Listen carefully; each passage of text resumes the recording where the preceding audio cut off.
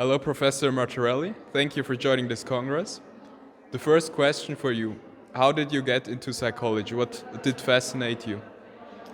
So I was interested in how we think or how the human behaves, and I realized that with psychology we get the methods to study it or to understand better how the mind works and how people behave. And where did you study? I studied at University of Lausanne. I, And what were your favorite subjects as student? as a student, I actually was very interested in school psychology and also children, development of children. And then you went into virtual reality.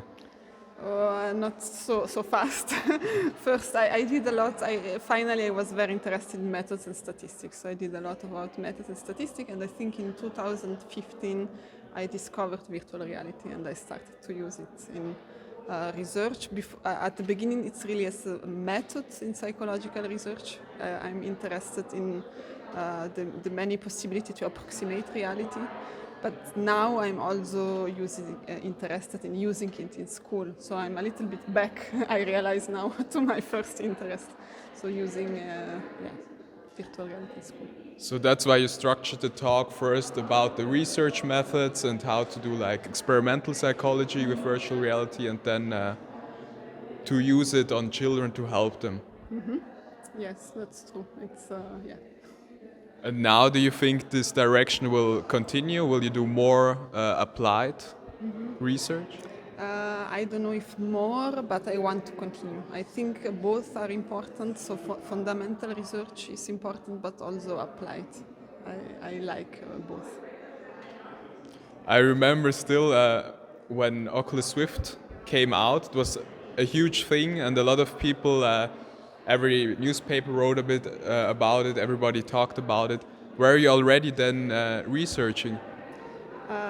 Yes. I was. This is still. I think it's still a question if virtual reality will really change research, or is it a hype or not? It's still.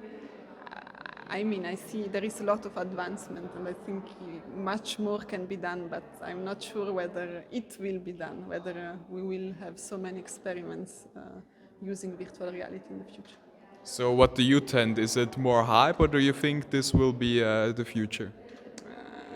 I'm still not sure. No, I think it can be quite future, but I'm not sure about how it's going to develop. You also maybe saw with the Oculus, yeah, exactly, everything what's happening and so on. It's good to hear that a scientist has an open mind and not already a predetermined opinion. Yeah, no, that's true. And how was it for you, the probably peak in interest in the field, and probably a lot of newspapers reached out to you? So you ask about whether newspaper were interested in my research? Or general, the spike in interest into your work, did you notice it? Did people reach out to you? Yeah, it's mainly this water cycle. I had a lot of. I'm even surprised, and I think it's because there is, for primary school, there are no tools using virtual reality. So I think that's why like the media are so interested, and also because there is this transition or this digital transformation, and we should do something in the school.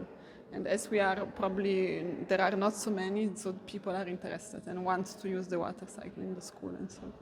So you think the interactivity is a big part? They look for things to make it more interactive, but because you only have like one teacher on a whole class, and with virtual reality you can have the children experience more. So this is what I think. So I see, the potential of virtual reality in the classroom. I think it's one is this to access things that you usually cannot access, but it could also be trip.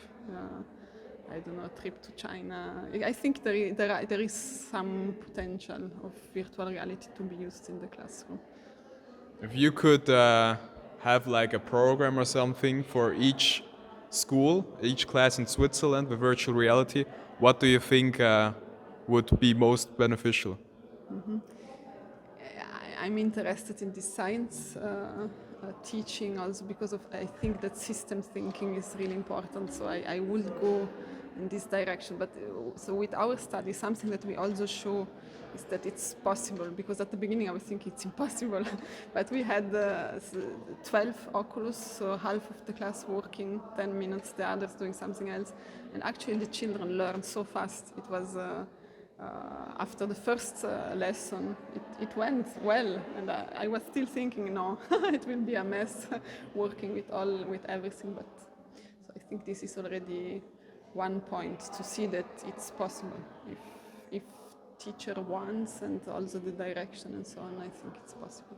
Even the control group that wasn't supposed to learned.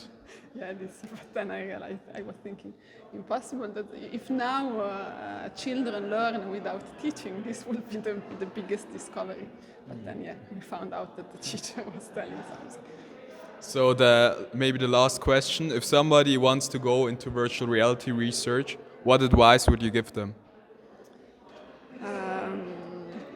I think if the person wants also to program, this person should already be very interested in programming and designing, because it can be really time consuming. Or the other strategy, maybe even better, is to find a group where there is a programmer and a designer already in the group, because then as a researcher you could focus on the psychological aspect and the other are doing the programming. But it's better to check or to understand from the beginning what is expected, whether you have to do everything or whether there is cooperation with. And actually I think it's cooperation is really important. It's also something that I like, this interdisciplinarity. I'm working with computer scientists and also people in school. And to make this, I think in the future we need such interdisciplinarity to work with different fields. Okay, then thank you a lot, and thank you for speaking at our Congress. Yeah, thank you for inviting me. And enjoy your afternoon.